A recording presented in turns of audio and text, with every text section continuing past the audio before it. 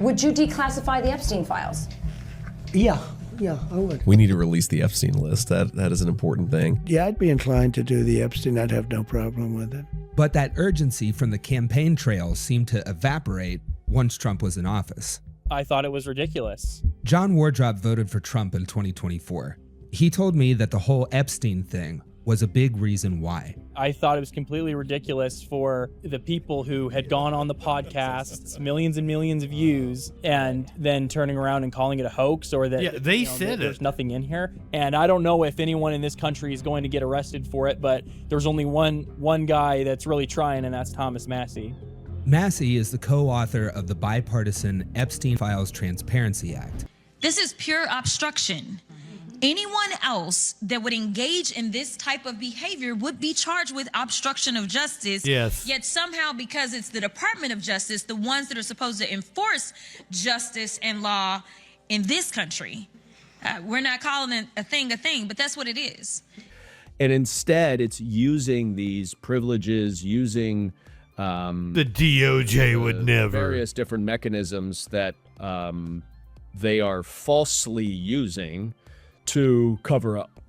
And so I want to know what's in those 2.5 million pages, because I am almost certain right now that there is a lot more material that would implicate Donald Trump in some aspect of Jeffrey Epstein's sex trafficking conspiracy. And I don't mean necessarily that Donald Trump is guilty of being a co-conspirator, but he was involved in some way.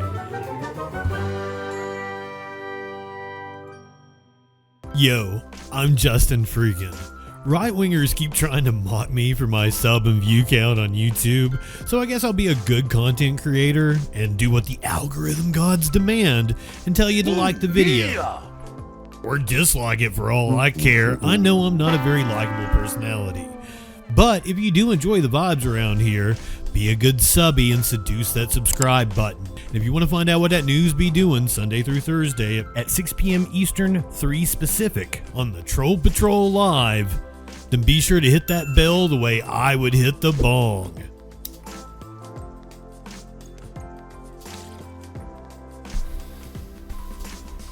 Future at later this month. As a prosecutor, I mean, what would you really want to know from Bondi in terms of the handling of those files? What is top of mind for you there? Well, I want to know what's in those 2.5 million files that have not been released. Based on the way that they released and poorly and illegally redacted, as well as what they covered up, even within those documents, it is clear that the Department of Justice is covering up for Donald Trump. I went to the House floor and exposed one document in particular that they claimed was privileged, and they redacted it from the public, but then they allowed Congress, to the members of Congress who went to see the files, to actually see it.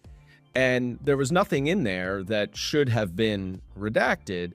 They made up some bogus explanation of attorney-client privilege. It is not anything approximating attorney-client privilege. And instead, it's using these privileges, using the DOJ would never. Various different mechanisms that they are falsely using to cover up. And so I want to know what's in those 2.5 million pages, because I am almost certain right now that there is a lot more material that would implicate Donald Trump in some aspect of Jeffrey Epstein's sex trafficking conspiracy. And I don't mean necessarily that Donald Trump is guilty of being a co-conspirator, but he was involved in some way. And I think he's guilty of being a co-conspirator. I think he's a child rapist. I think the president of the United States of America is a child rapist. Donald J. Trump, I think you are a pedophile and a child rapist. Just saying. They are falsely using to cover up. And so I want to know what's in those 2.5 million pages, because I am almost certain right now that there is a lot more material that would implicate Donald Trump in some aspect of Jeffrey Epstein's sex trafficking conspiracy. And I don't mean necessarily that Donald Trump is guilty. And I'm sure there's financial being a crimes, co-conspirator, money laundering. but he was involved in some way, and perhaps in There's more so ways, much more than we even know about, and that is being covered up. There's no reason for them to cover up 2.5 million pages. And if they are, one of the things they've said is they're duplicates. If they're duplicates, turn them over. There's no reason not to. But I don't believe they're duplicates, because otherwise they would just turn them over. There's no reason to hold back duplicates. And so that's a lot of documents that they are withholding without any explanation, which is a violation of the law that was passed, the Epstein Files Transparency Act, and is a gross abuse of power to misuse privileges that could potentially give them some cover. Thanks to our production. I think those files that we are not seeing absolutely implicate Donald Trump. There are multiple allegations of child rape against Trump. I think there are business dealings that he is entangled with, and we need to know about them. I think this happened on Tuesday. Jasmine Crockett, during a hearing, is this the Oversight Committee? Went scorched earth on Republicans over the Epstein files.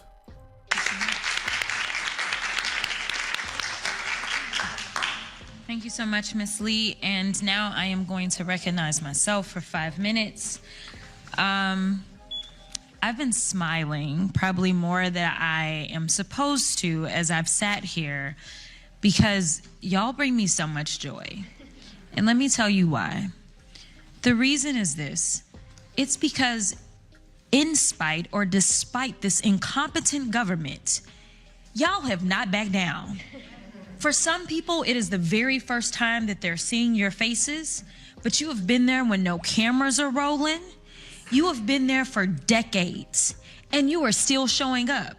The reality is that you are not a child in this moment, but you know that other children are potentially being subjected to something similar in this exact moment. And it is your courage that is contagious. We don't have that, unfortunately, in Congress. We got a bunch of cowards. But your courage is contagious.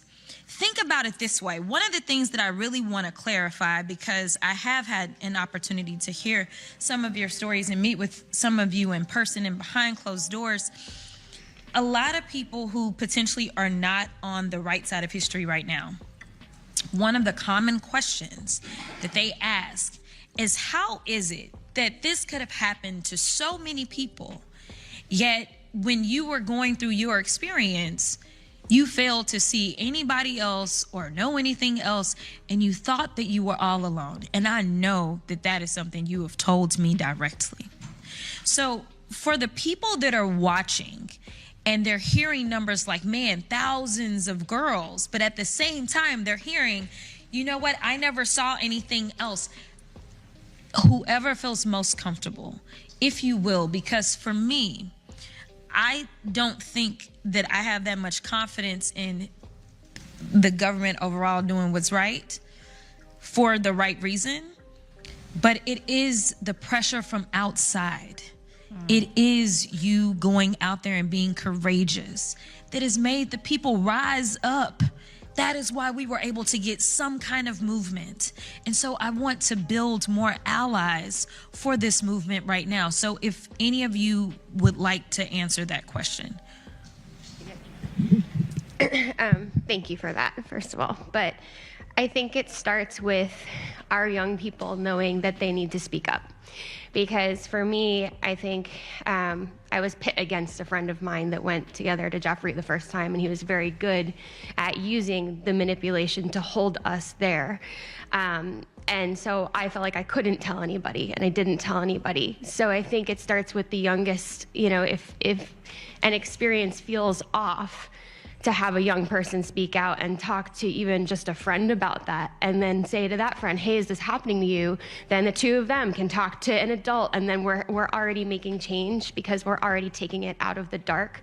I think the secrecy was the hardest part in my own abuse, and meeting all of the survivor sisters in September absolutely changed my whole life. And so I do think if you can find community and if you can find the people who boost you, it's really important, but it starts with our youngest survivors. Thank you so much for that. And in fact, you brought up young survivors.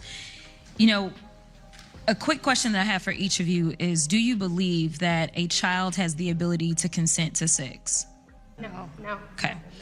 Interestingly enough, most of the time our laws, whether they're state or federal, acknowledge that as well. But I have a transcript and I won't go through it, but it relates to the case that stemmed out of here where they were trying to make it seem as if a child victim was a criminal. That was the focus of their questioning. So it is so frustrating because literally when I was in the state house in Texas, this is one of the things that I actually worked on, was making sure we changed the actual language in the code, specifically as we talked about child victims. So that brings me to kind of where we are on the federal level. And I'm gonna wrap up because of the time. I wanna make sure we stay on time. My colleagues are nicer than I am. I'm gonna be real. They've used words like cover up, choice. For me, it's obstruction of justice. It's real clear. And that's just the lawyer in me. This is pure obstruction. Anyone else that would engage in this type of behavior would be charged with obstruction of justice. Yes. Yet somehow, because it's the Department of Justice, the ones that are supposed to enforce justice and law in this country, we're not calling a thing, but that's what it is. And so it is my hope that we understand that while these survivors have taken the time to come out, and some of them were outed unlawfully and absolutely need to have some semblance of justice because of that illegal outing, because our law was very clear, to be clear about that. I need people to understand that we all have a role to play. People in this moment keep asking, what is it that I can do? Well, I'm gonna be partisan as well, because they not being partisan. The Republicans could have shown up today too. They didn't. So let me be clear, I am going to be full on partisan. You have to vote. If you care about this, you have to vote, and you have to understand who is fighting for you. There are certain things that were always a basic kind of standard in this country for what was right. We protected the most vulnerable amongst us. We're not doing that nowadays. We made sure that we believed in quote unquote law and order, but we're not doing that nowadays. It is time to wake up. We only had the veneer of doing that previously. Because again, I'm gonna be partisan because only the Democrats decided to show up today. So with that, I will yield. And my next... She will be leaving Congress. Another one of those that will not be in Congress come January. Will not be in politics, period. Come next year, she lost her primary to James Tallarico in Texas, who may go on to defeat Ted Cruz. That's going to be a Senate race we're going to be watching come this fall. A congressional race that we're going to be watching is that of Congressman Thomas Massie. He's the Republican who co-sponsored the Epstein Transparency Act with Ro Khanna. Trump is making a huge push. Trump and his billionaire buddies trying to unseat Congressman Thomas Massie from this podunk district in Kentucky. More Perfect Union sent a crew down to talk to voters in Massey's district. About a civil war inside MAGA. We've talked about some fissures that have emerged among conservatives. Socialists don't know her. She wasn't running for Congress. She ran for Senate and she lost in the primary. So she's not running for re-election in Congress. Yeah, it's sort of blown up. The administration's top counterterrorism official resigning in protest over President Trump's war with Iran. Betrayed his campaign promise. How the 25th Amendment is asked. Honestly, like the president at 380 chest, fucking shut up about that shit. That fight might be coming to a head right here in northern Kentucky. This guy named Thomas Massey. I don't think you could run for two seats in the same election. Thomas Massey has held this seat since 2012. And despite his loyal support for the Republican agenda, I vote with my party 91%. 91% of the time. He's in trouble, big trouble, with President Trump. Thomas Massey is a disaster for our party. What's landed him in this fight for that's a survival? state-to-state thing. Two issues that have the potential to split the MAGA base: foreign wars and the Epstein files. It's a hoax that's been built up way beyond proportion. This is bigger than Watergate. Major combat operations in Iran. I don't think we should start another war. Because of this, Massey is now facing a Trump-endorsed challenger in his campaign for re-election. This is a real hero, Ed Galrine. And big money is backing up Trump's attempt to smear Massey. This is officially the most expensive U.S. House primary in history. Wow. With over $25.6 million spent on ads. In a which, I mean, to be fair, the primary is basically the general election in Kentucky in that seat. Whoever wins the Republican primary will be the congressman.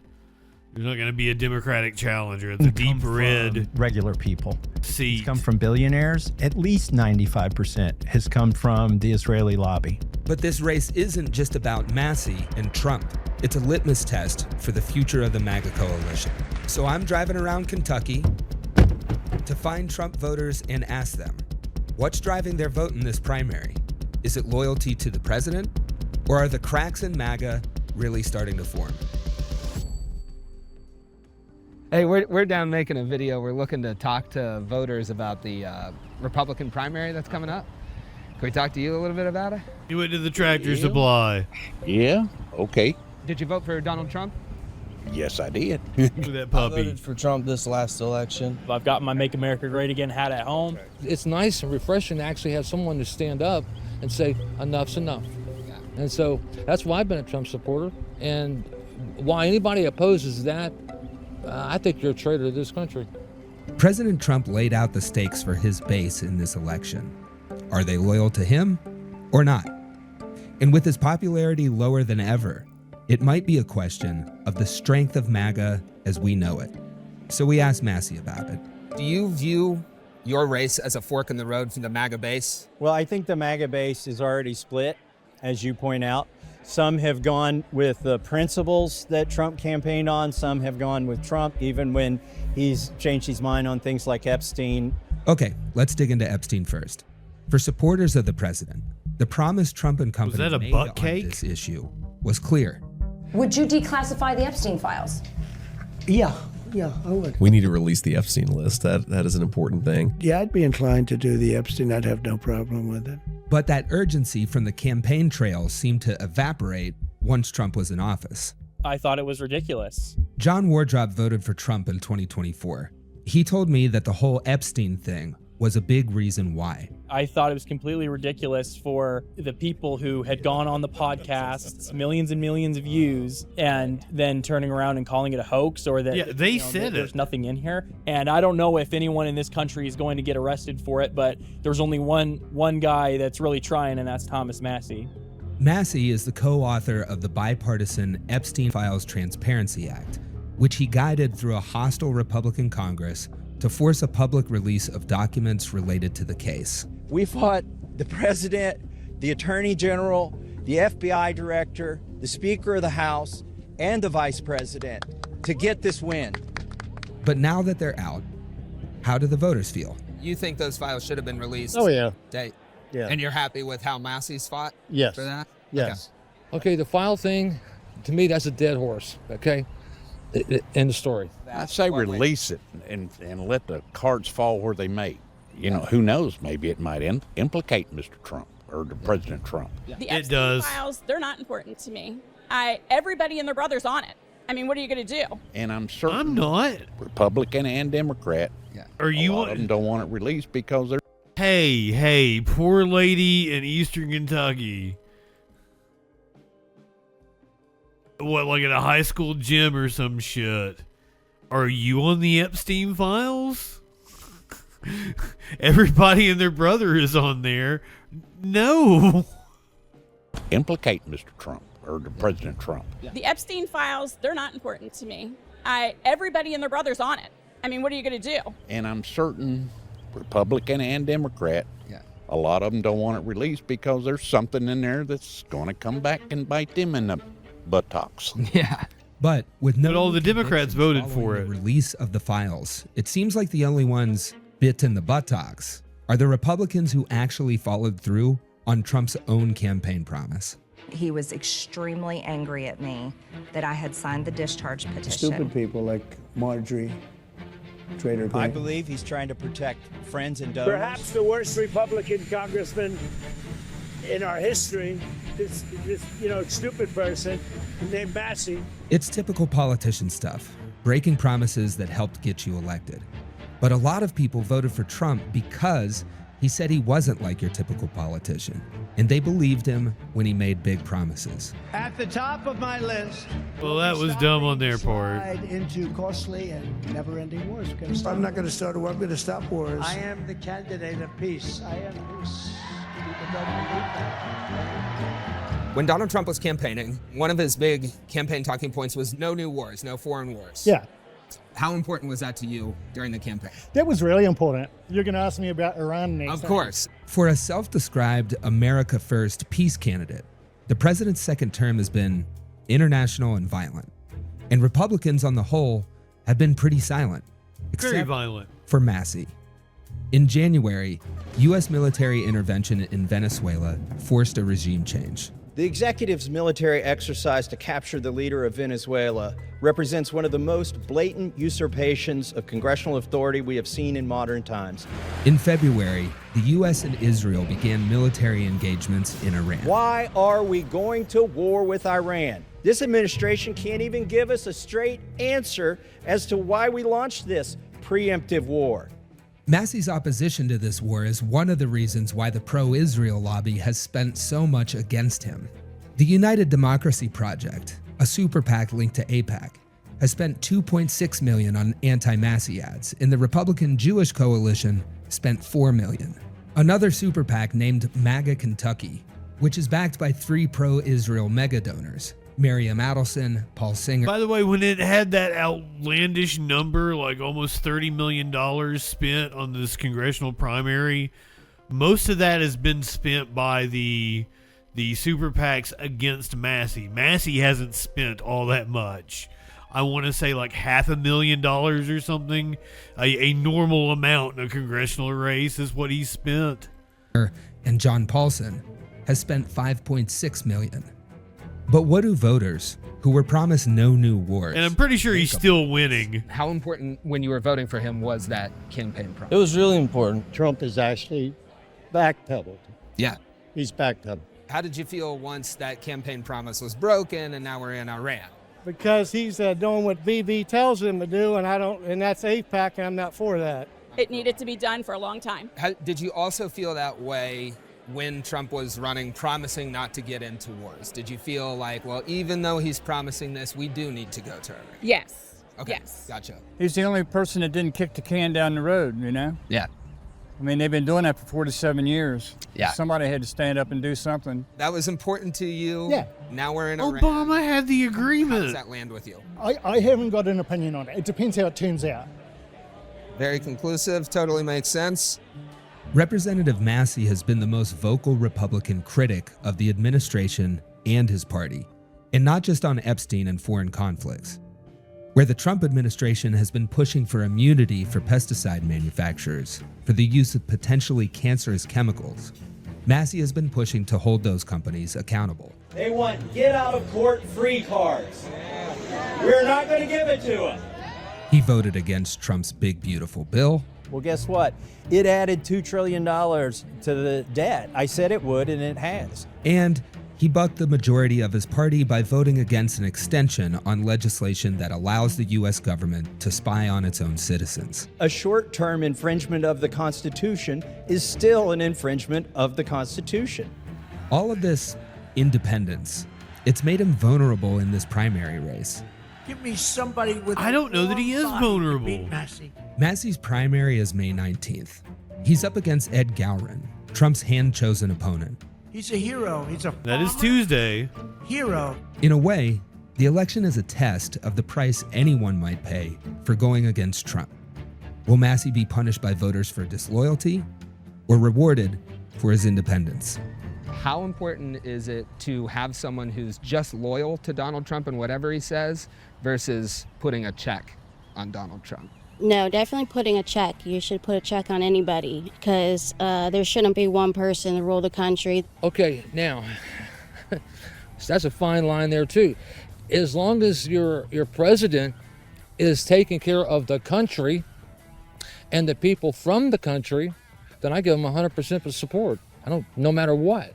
So, back to the reason I came out here. Which way are these voters leaning? Is it enough that Trump supports his opponent? Would that do it for you? No, I don't know that would swing it one way or the other. I'll look at it. What do you think of Thomas Massey? I think he's good. I like what he's going for. I'll definitely vote for him. Are you voting for Ed in this race? Yes, I am. And what's behind that? What makes you vote for Ed? Well, number one, Trump's endorsing him. That helps. I believe that Thomas Massey was MAGA before MAGA was coined phrase. I want a clear thinker. I want somebody that makes their own decision, not make a phone call. The Massey? How should I vote? So does Massey have your vote? Massey has my vote. Okay, I good talked dude. to a lot of voters on this trip. What I found is that while there are some cracks in the MAGA movement, we don't know where they're going to go yet. And even the people crossing the president's endorsement and voting for Massey don't see it as turning against Trump. You want more Masseys? Yeah. Yeah, if we get enough of them, and if maybe a few more Trumps, we can actually get stuff moving. If that contradiction sounds confusing to you, It is. It's very confusing. voting against Trump's preferred candidate is still a big deal, even if the voters I talk to don't see it that way. Up until now, almost all of Trump's endorsed picks have won their primaries. And this isn't just about the voters in the district. Politicians across the country are going to be watching the results of this race closely to find out what are the consequences for standing up to Donald Trump in 2026. Maybe that's why even Massey, the Trump-critical candidate, is campaigning on their similarities and not on their differences. Despite being the target of the president's rage and the receiving end of millions of PAC dollars spent against him, He's cheating with the squad on the America First. With the squad. Massey told me he doesn't see much of a problem. I'm not running against Donald Trump. I'm running against a guy who was endorsed by Donald Trump. People recognize that, and the bulk of my voters in my polling are people who support Trump and support me. I think if I win this race, we can get the team back together. We can get the band back together. Yeah. It shows that you can still be for the principles that MAGA ran on. We'll find out if that's true or not with next week's election results. But this race has got me the thinking man about bigger walks a question, fine too. line. How many broken promises is too many? And which promises are the ones that matter? Do you think if Donald Trump continues to break campaign promises, that he puts at risk the movement of people who believed? 100%. He risks people, even if he might be right on some things, feeling at least like they were lied to or even worse, betrayed. Because broken political promises have actual costs. Did More Perfect Union just be like, hey, we need an Andrew Callahan tie? Business we got, and we're trying to start. We started this spring. 3 Amigos lawn We need care. you to look like Andrew Callahan and then go out and do the things that Andrew Callahan does. Yeah. Because when we first was planning it all, the prices weren't here. Yeah. Please no rape allegations. But Yeah. Trump, here lately, I've been kind of, because everything he's saying ain't really happening, you know? I do call myself a Republican, but who knows, 5 years from now, things might change. Like one it and keep one back. One more click before we hit the set. Set an alert when that shit goes live. Social fucking support and hit subscribe. Light one up and take a hit. He does no harm, but he takes no shit. He's the last one standing when the ship is sinking. Let's take another rip for Justin Freakin. Light one up, tip one back. I'm Justin Freakin. Not high enough for this shit.